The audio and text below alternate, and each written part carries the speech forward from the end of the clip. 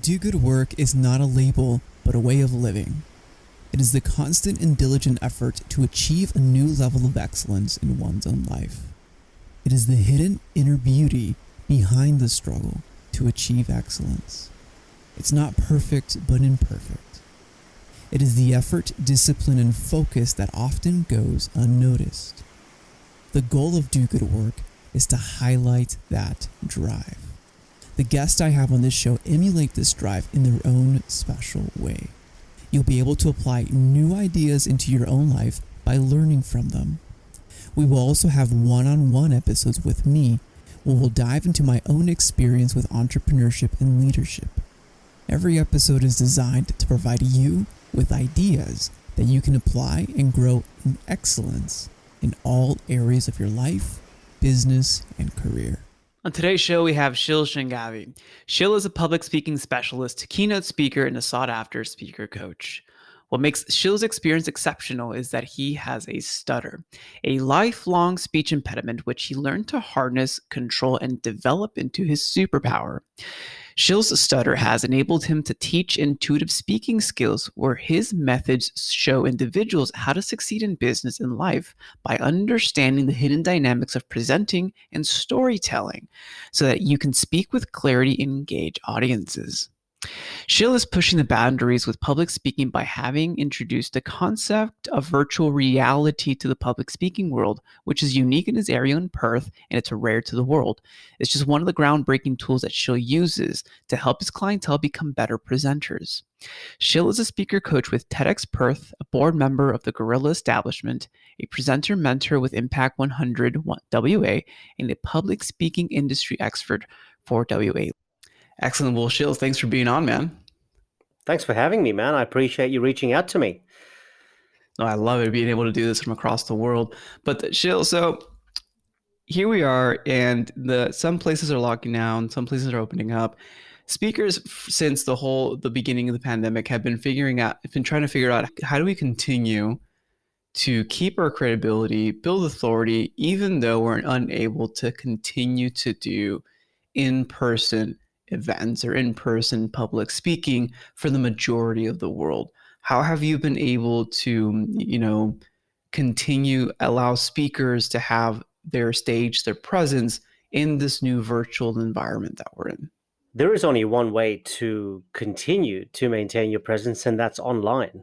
The only way to do it is online. If you can't be in front of a live audience, the only alternative now is online.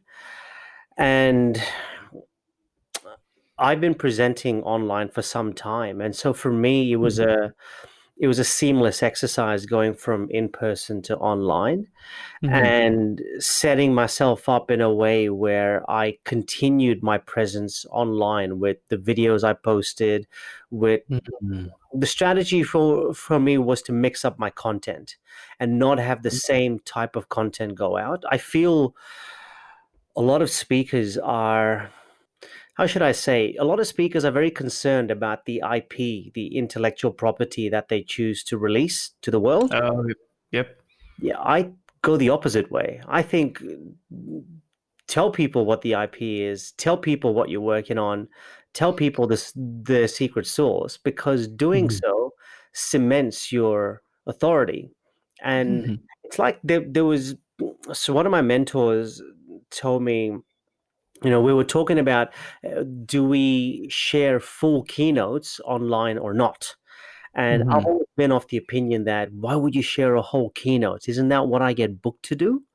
Yeah. And his response to me was, it's like going to watch a musician. You buy the records, you buy the CDs, or you download their music now, but nothing beats the live experience. So whilst you can play the whole thing back, or you can play back the keynote online, it doesn't beat being there in person. So I chose to share my IP. I chose to share snippets of my talks. I chose to share a lot of the work I'm doing online as a way to continue my presence and build authority. It's pretty bold to be able to give away that for free, because I know for for most speakers sharing keynotes, like that's their bread and butter. If you do 10, 20, 30, 50 speaking events a year, that's like your main revenue source. So how do you maintain integrity of the content that you're delivering? Because I know the online presentation might not be as impactful as the in-person presentation. So how do you make sure that you keep the integrity of the presentation, keep your authority, but also connect with your audience? Because at the end of the day, it's making sure that the audience takes something away. So how do you translate that in the online scene? It depends on the type of presentation I'm giving. It depends on the client. So, for example, in simple terms, I've got some clients who wanted to book me, who booked me for a simple, and I say a simple Zoom presentation where Mm-hmm. I sit in my studio with the green screen I have behind me now. The camera quality is the way I've got it now, Mm-hmm. and it works. And that comes at a certain price point.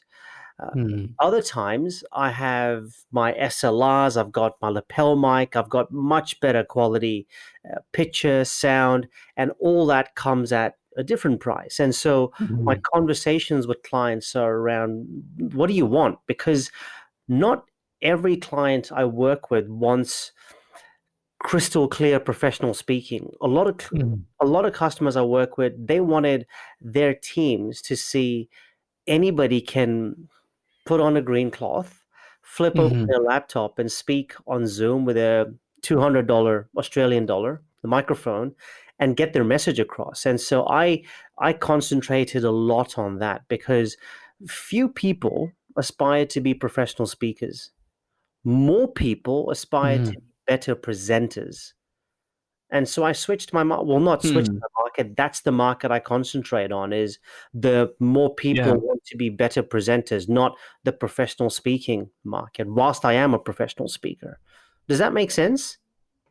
That does make sense. And I wanted to dive into that because I know that anytime that I've done any form of public speaking, if it's in front of a stage, if it's on a virtual Zoom, like a webinar or something like that for people here live, I've gotten nervous. You always get the jitters. You always make sure like, oh, I don't want to stutter. I don't want to screw this up. And I want to make sure that the content I'm delivering is good. So let's talk about that. How do you help people become better presenters? Because I think it's an essential skill set to be able to articulate and communicate your message to the market or to your audience efficiently. Get get comfortable being uncomfortable. You learn to deal with the discomfort. There is no easy way to do it. There is no Mhm. secret sauce. There are no top 5 tips. And there is so much content on the internet. You type Mhm. public speaking into Google and it comes up with all sorts of things about, from the clothes to wear to how to structure your presentation to Mhm. things to do and things to not do. And there's the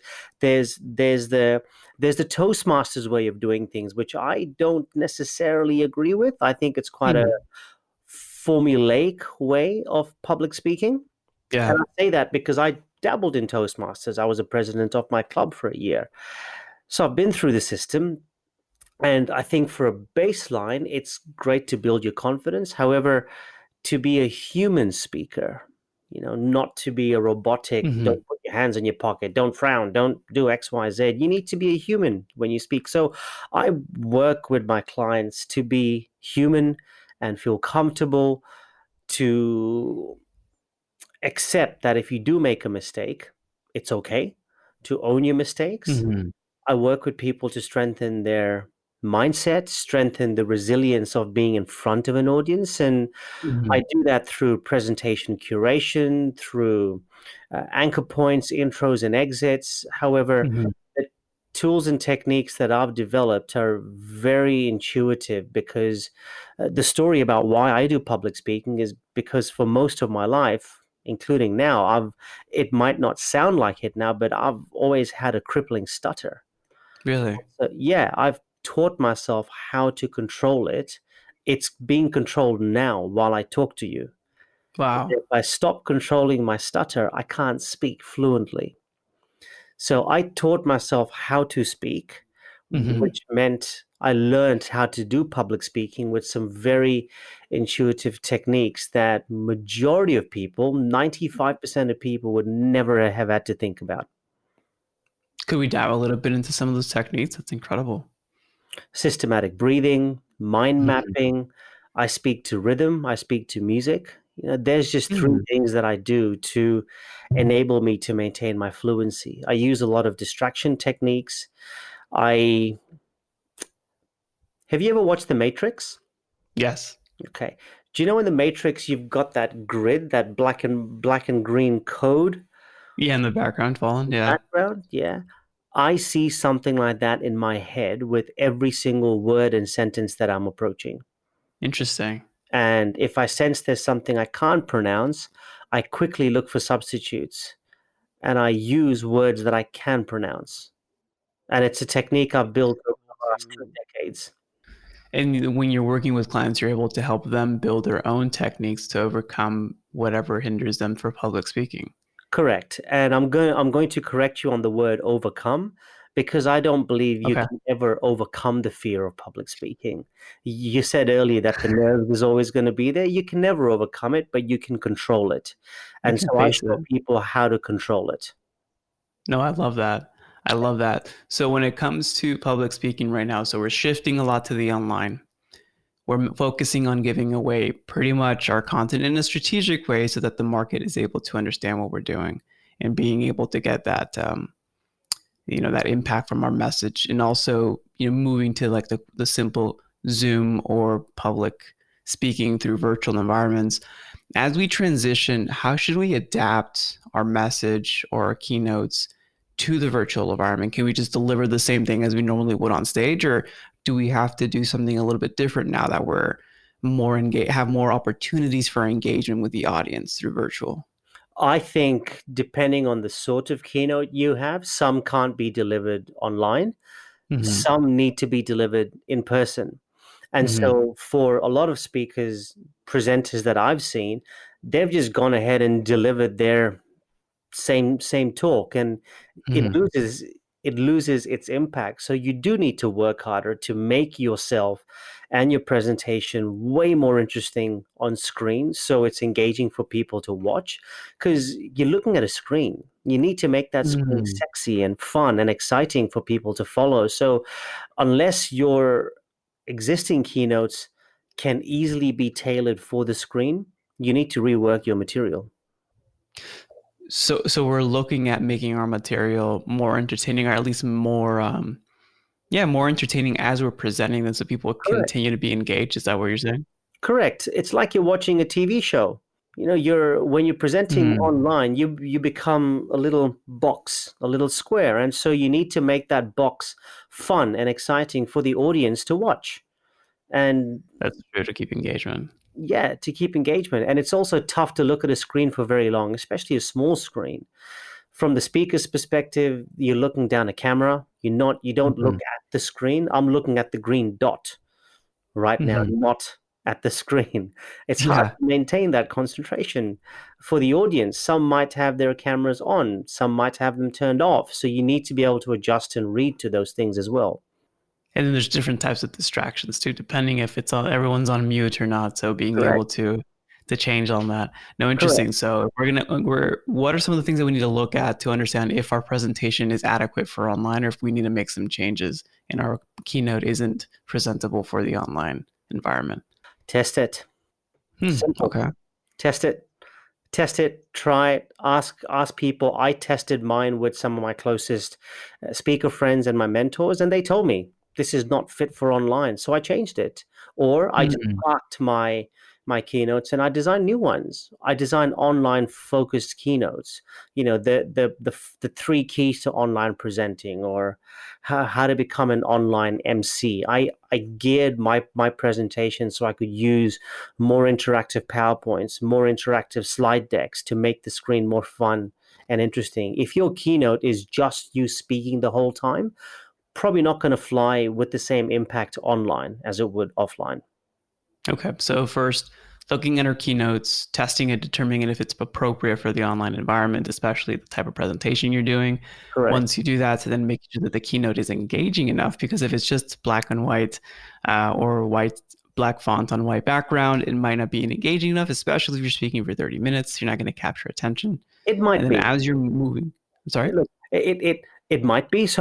I'm not saying that applies to all presentations. You have some very engaging, very experienced speakers, and their presentations might be perfect for online because of the way they deliver it. So if you can deliver Mm. it well, I think you'll be okay. However, you still have to test it because a lot of presenters are so accustomed to speaking offline that Mhm. their body language, their eye contact, their nonverbal communication, it's all geared to being delivered offline. And so now there's a change of dynamic online. So you have to teach yourself how to adjust and adapt to that. Hmm. That makes a lot of sense. So being able to understand how you present and the delivery of it and your tonality and seeing if this is Correct. something that can translate Correct. through a mic and screen. So Correct. when as you're doing that, presenting it, giving it to the audience, and then being able, and the cool way with online or the virtual space as well, as being able to have different interaction points with speakers, different ways to engage with your audience. Yep. So those are like kind of like the seamless from top to back of being able to shift your presentation to the online market and being able Correct. to okay. Okay. And obviously facing, not overcoming the natural fear, the natural tendency to get a little nervous before you speak in front of a stage. Mark Twain once wrote, there are two types of speakers, those who are nervous and those who are liars. So which one are you? I No, I think love you're that. I love that. Well, normal. Shil, what's some of the work that you're excited that you're working on right now? The big project I'm working on now, which I have been for the last, well, since Feb 2019, has Wow. been the VR stuff that I'm doing. So virtual reality, I have launched VR in Perth, and essentially I've built the platform where I can put a headset on you and I can bring an audience to you in different environments, in a meeting room or a boardroom or a conference room. I can Wow. put you into a networking environment. And so I've combined technology, I've played with technology to create platforms where uh, speakers, presenters, everyday people can test getting a realistic feeling of speaking to an audience and Mhm. take comfort in the fact that if you mess up, it's okay. It's all right. Hmm. And you can do it over and over again. So we're about to upgrade the entire platform, actually. So it's a project which I'm working on now. I launched it in June 2020. In fact, June gone, June the 18th Mhm. to be exact. It was received well. And based on the testing and the case studies that I've done, we're upgrading the platform now. So it's going to be bigger, better, and more awesome. That's incredible. So talk to me a little bit more about that. So you connect speakers with audiences and everyone's wearing VR or just the speakers are wearing VR? No, no, no. So the way it works is, say you wanted to book me. So if you Mhm. wanted to be coached by me, I would coach you on your talk, on your language, on your delivery. I would Mhm. coach you with the techniques to control your fear and your nerves and your anxiety. And then Mhm. when you're ready to present, I put you into a headset. So I put a headset on, you put a headset on, and together we step into a simulated environment with avatars. You can dress yourself, the avatar looks like you, and Mhm. it's as close to the real thing as you can get without being in front of an audience. And depending on where you Okay. wanted to present, I could put you onto a TED stage where you're presenting to 1,000 people, Mhm. and I sit in the audience and I watch you present, or I stand on stage with you by your side while you present. Oh, so simulated presentation to be able to perfect your craft. Correct. No, I love that. And that's being able to not overcome, face your fears, deliver with integrity, and you're also able to do like the clicker with the background on your keynote presentation. Is that correct? With VR, Yes. we're not at that stage yet. So VR is you put the headset on and then you pick the environments you want. We don't have the ability to have slides or PowerPoints going through yet. The Mhm. problem I'm fixing is the fear of being in front of an audience. So this Mhm. is designed to build resilience for being in front of an audience so you can actually deliver your talk. Oh, that's awesome, man. Well, for our audience out there, Shil, what was the best place for people to thank you for this episode and learn a little bit more about the work that you're doing? Because that's awesome. My LinkedIn, I'm active on my LinkedIn, so please connect with me on Shil Shanghavi and check out the website www.chatterboxps, all one word, .com.au, and all my contact details are on there as well. Wonderful, man. Thank you so much for being on. Appreciate it. Thanks for having me.